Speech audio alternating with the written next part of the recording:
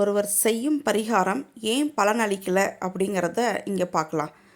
நிறைய பேர் பரிகாரம் பண்ணுறாங்க. திருமணத்திற்காக, குழந்தைக்காக, வேலைக்காக, தொழிலுக்காக, வீடு வாங்கணுங்கிறதுக்காக நிறைய பரிகாரங்கள் பண்ணுறாங்க. நாங்களும் சில ஸ்தலங்களில் சொல்கிறோம் பரிகாரம் பண்ணுங்க அப்படின்னு சொல்லிட்டு. அது ஏன் பலன் அளிக்க மாட்டேங்குது? சில பேருக்கு 30 தாண்டியும் 35 தாண்டியும் திருமணம் ஆகாமல் இருக்காங்க. பரிகாரம் பண்ணியும் திருமணம் நடக்கலை அவங்களுக்கு. அது ஏன் அப்படிங்கிறத இங்கே பார்க்கலாம்.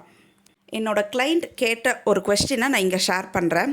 என்னோடய கிளைண்ட்டும் அவருடைய நண்பரும் திருமணம் ஜெரிக்கு திருமணம் கைகூடணும்னு போயிருக்காங்க.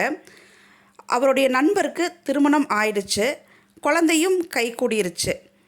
ஆனால் இவருக்கு இன்னும் திருமணம் ஆகலை. 30 தாண்டியும் 35 தாண்டியும் இன்னும் அவருக்கு திருமணம் கைகூடலை. அது ஏன் அப்படின்னு என்கிட்ட கேள்வியை கேட்டார். அதற்கான பதிலை நான் இங்கே ஷேர் பண்ணுறேன். இப்போ ஜாதகத்தை 3 டைப்பாக பிரிச்சுக்கலாம். துரித கர்மம், துரித அத்ருத கர்மம், அத்ருத கர்மம். ஒரு குழந்தை ஜனனம் எடுக்குது இந்த உலகத்தில் அப்படின்னா கர்மாவை பேஸ் பண்ணி தான் ஜனனம் எடுக்குது. அந்த கர்மாவை அந்த குழந்தை அனுபவிச்சே தீரணும். அதுதான் விதி, அதுதான் ஜாதகம். ஜாதகத்தில் உள்ள கிரகங்கள் அதை தான் சொல்லும். நீங்கள் உங்களுடைய ஜாதகத்தை எடுத்து பாருங்கள். மேலே ஒரு ஸ்லோகா இருக்கும். ஜனனி ஜென்ம சௌக்கியானாம் வர்த்தனி குல சம்பதாம் பதவி பூர்வ புண்ணியானாம் லிக்கியதே ஜென்ம பத்திரிகா. இந்த ஸ்லோகத்தினுடைய பொருள் இதுதான். இந்த குழந்தை ஊழ்வினையை அனுபவிக்கிறதுக்கு தான் ஜனனம் ஆயிருக்கு அப்படிங்கிறது தான் பொருள். அப்படி தான் கிரகங்களுடைய பொசிஷனும் இருக்கும் அந்த ஜாதகத்தில். இப்போ ஒரு ஜாதகருக்கு அவர் செய்யக்கூடிய பரிகாரத்திற்கு ஏன் பலன் கிடைக்கல அப்படிங்கிறத பார்க்கலாம். ஒருவருடைய ஜாதகத்தில் லக்னத்தையோ சந்திரனையோ அவர் பிறந்தப்ப இருக்கக்கூடிய தசா புத்தி அதிபதிகளையோ குருவோ அல்லது 9வது வீட்டின் அதிபதியோ பார்த்துருக்கணும். அப்படி பார்க்கல, இல்லை சேர்க்கை பெற்று இல்லை அப்படிங்கிற ஜாதகத்துக்கு என்ன செஞ்சாலும் பரிகாரம் கிடையாது. நான் சொன்ன மாதிரி இந்த ஜாதகம் துரித கர்மம் உள்ள ஜாதகம். அதாவது நிறைய பாவம் பண்ணிட்டு இந்த உலகத்தில் ஜனனம் எடுத்திருப்பாங்க. இவங்க பண்ண பாவத்தால் நிறைய பேர் பாதிக்கப்பட்டிருப்பாங்க. அப்படி இருக்கக்கூடிய ஜாதகம் தான் இது. அப்போ இவர் செய்யக்கூடிய எந்த பரிகாரத்திற்கும் பலன் கிடையாது. இதுதான் இதற்கான பொருள். அப்போ இவர் ஸ்தலங்களில் செய்யக்கூடிய பரிகாரத்திற்கு பலன் கிடைக்கிறது இல்லை. இப்போ துரித அத்ருத கர்மம் ஜாதகம் எப்படி இருக்குங்கிறத பார்த்துடலாம். ஒருவருடைய ஜனன ஜாதகத்தில் லக்னத்தையோ அல்லது சந்திரனையோ தசாபுத்தி அதிபதிகளையாவது குருவோ அல்லது 9வது வீட்டு அதிபதியோ யாராவது ஒருத்தரையாவது பார்த்துருப்பாங்க. இப்படி பார்த்துருந்தாங்க அப்படின்னா இந்த ஜாதகம் துரித அத்ருத கர்மம். இந்த ஜாதக அமைப்புள்ளவங்களுக்கு நம்ம வழிகாட்டினாலே போதும். இந்த பரிகாரம் பண்ணுங்க இந்த ஸ்தலத்துலன்னு சொல்லுவோம். பரிகாரம் பண்ணவனே அதற்கான பலன் இவங்களுக்கு கிடச்சிரும். நான் முன்னாடியே சொன்ன மாதிரி 2 நண்பர்களில் ஒருத்தருக்கு திருமணம், குழந்தை எல்லாமே கைகூடிட்டு இருக்கு இல்லையா? அந்த ஜாதக அமைப்பு இவருக்கும். அப்போ இந்த துரித அத்ருத கர்மம் உள்ள ஜாதகருக்கு நம்ம வழிகாட்டினாலே இதற்கான பலனை அவர் அனுபவிச்சிருவார். அடுத்து அத்ருத கர்மம் உள்ள ஜாதகர் எப்படி இருப்பாங்கன்னு பார்க்கலாம்.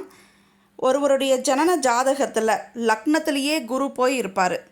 அதே மாதிரி குருவும் 9வது வீட்டு அதிபதியும் சேர்க்கை பெற்று இருக்கிறது அல்லது சமசப்தமாக பார்த்துக்கக்கூடிய நிலமையில் இருப்பாங்க.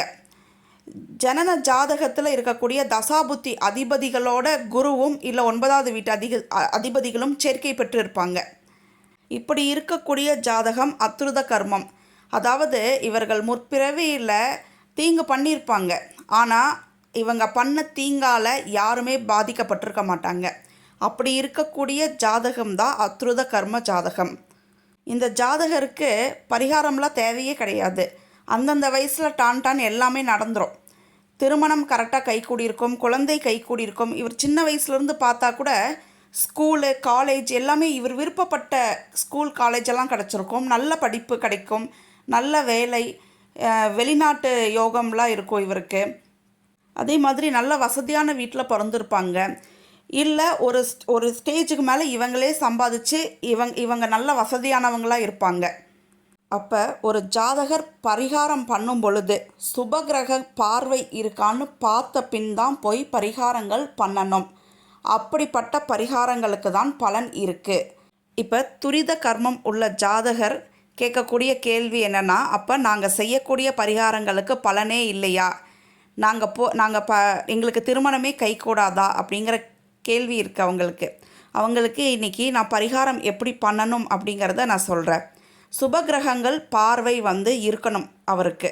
அப்படி இருக்கும் பொழுது தான் பரிகாரம் பண்ணணும். ஒரு உதாரணம் சொல்கிறேன். 8ல் போய் சந்திரன், அவருடைய ராசிக்கு 8ல் போய் சந்திரன் மறைஞ்சிச்சு அப்படின்னா சந்திராஷ்டமம். அப்போ சுபகிரகமான சந்திரன் போய் மறைஞ்சிருச்சு. இந்த டைமில் அவர் போய் பரிகாரம் பண்ணால் அதற்கான பலன் அவருக்கு கிடைக்குமா? கண்டிப்பாக கிடைக்காது. அப்போ பரிகாரம் பண்ணும் பொழுது சுபகிரகங்கள் பார்வை இருக்கணும் அவருக்கு. அப்படி இருக்கும் பொழுது தான் பரிகாரம் பண்ணணும்.